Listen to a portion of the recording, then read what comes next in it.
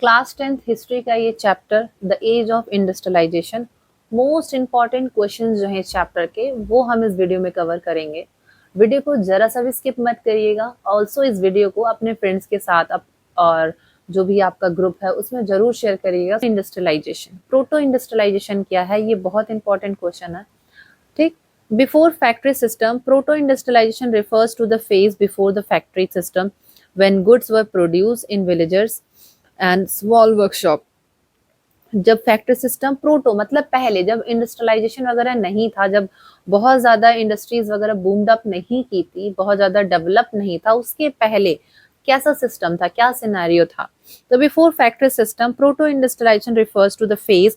तो proto industrialisation वो phase है, वो समय है before the factory system when the goods were produce. जब फैक्ट्री सिस्टम नहीं था, जब गुड्स वगैरह when the goods were produce in villages and small workshop. उस टाइम पे जब फैक्ट्रीज इंडस्ट्रीज नहीं हुआ करती थी, तो जो भी गुड्स वगैरह थे वो गांव में प्रोड्यूस हुआ करते थे, गांव में बनते थे। एंड स्मॉल वर्कशॉप, छोटे छोटे वर्कशॉप्स होते थे, वहां पे बनते थे।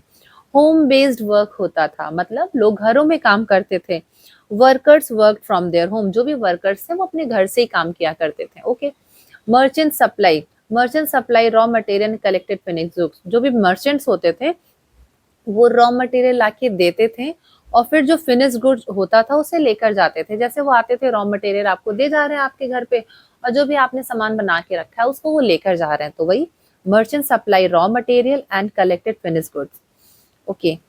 ये अगर 4 मार्क्स का आ रहा है तो आपको बस सिंपल सिंपल 4 पॉइंट्स लिखना है, नथिंग मोर देन दैट। ठीक है, इससे ज्यादा आपको नहीं लिखना, आपको बस पॉइंट्स में ही आंसर लिखना है। Number 1, number 2, number 3 and number 4।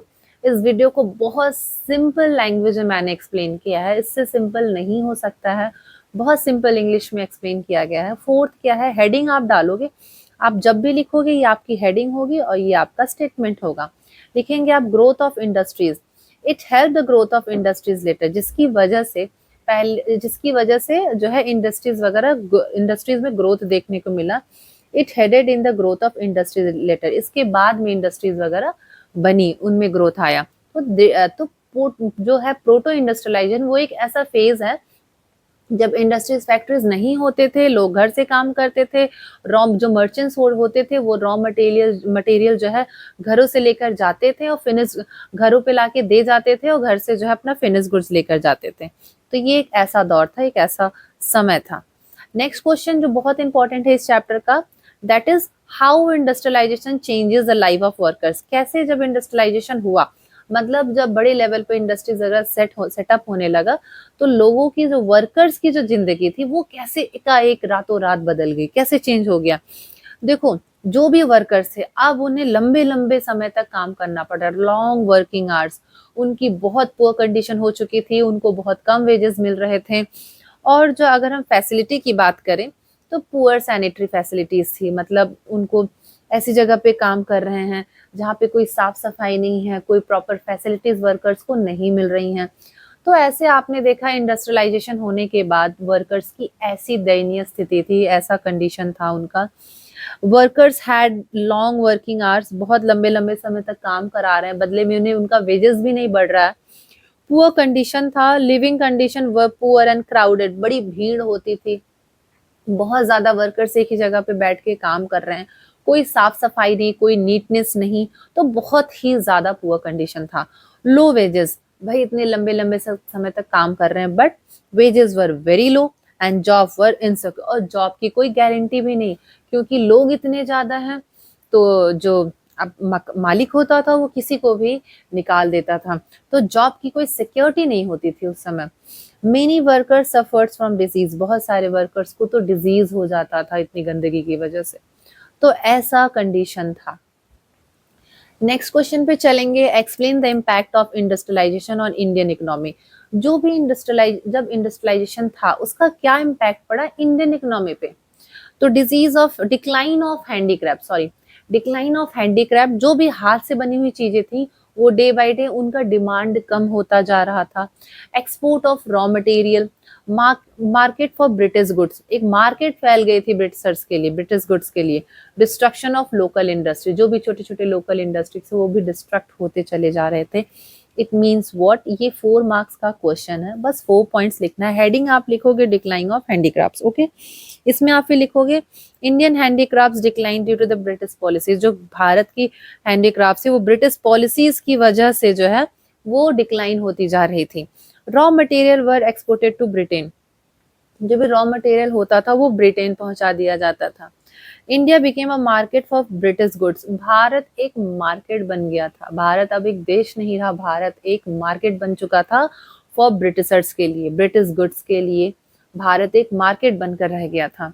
Destruction of local industry, poverty and unemployment increases, Indian economy पे बहुत गंदा इम्पैक्ट पड़ा, जो इतनी ज्यादा गरीबी बढ़ गई वहां पे, अनएम्प्लॉयमेंट हो गया, पॉवर्टी हो गई, अनएम्प्लॉयमेंट जैसी स्थिति वहां पे देखने को मिल रही थी और ये बढ़ता ही जा रहा था।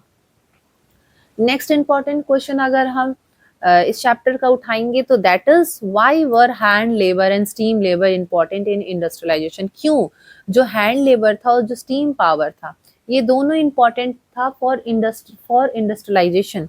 देखो स्टीम पावर क्यों, steam power increase the speed of production, steam power की वजह से जो प्रोडक्शन की जो स्पीड थी बहुत फटाफट प्रोडक्शन हो रहा था। हैंड लेबर क्या इंपॉर्टेंट रोल प्ले कर रहा था, hand labour was cheap and easily available, हाथ से बनी हुई चीजें बहुत सस्ती होती थी और आसानी से मार्केट में मिल जा रही हैं। Growth of industries, both together help in the growth of industry, ये दोनों स्टीम पावर और हैंड लेबर दोनों की वजह से जो इंडस्ट्रीज में ग्रोथ देखने को मिला। नेक्स्ट क्वेश्चन पे चलेंगे, explain the problem face by Indian weavers during British rule.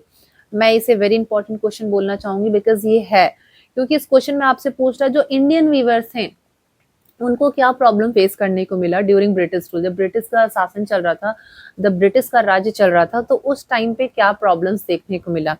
तो machine cloth, lost garments, raw cotton prices. Machine cloth क्या था, both Britishers machine made clothes flooded Indian market, जो ब्रिटिश की मशीन की बनी हुई कपड़े थी वो इंडियन मार्केट में बिल्कुल फैली हुई थी बड़े लेवल पे, okay. Indian weavers lost their customer, इससे क्या हुआ, जो भारत के छोटे छोटे लेवल पे जो लोग काम कर रहे थे, जो इंडियन वीवर्स थे, जो हाथों से चीजें बना रहे थे, उन्होंने मार्केट में अपना पोजीशन ही खो दिया, ठीक है। लॉस देयर कस्टमर, वो अपने कस्टमर ही खो चुके थे क्योंकि कस्टमर को सस्ती चीजें चाहिए, ठीक है। Prices of raw cotton increases, जो रॉ कॉटन होता था उसका दाम जो था बढ़ चुका था, तो रॉ कॉटन प्राइसेस इंक्रीजेस। तो इंडियन वीवर्स को ये 3 प्रॉब्लम फेस करने को मिला। अब हम नेक्स्ट क्वेश्चन पे अगर चलेंगे तो describe the growth of factories in England, जो फैक्ट्रीज थी इंग्लैंड में उसका क्या ग्रोथ हम देखेंगे। Cotton industries, new machine, steam power, railway and more workers. Growth of factories in England, England में जो फैक्ट्रीज का ग्रोथ हो रहा था उसके बारे में आप बताओ। देखो कॉटन इंडस्ट्री आ गई, cotton textile industries was the first to grow rapidly, सबसे फटाफट जो इंग्लैंड में कॉटन टेक्सटाइल इंडस्ट्री में बूम अब देखने को मिला।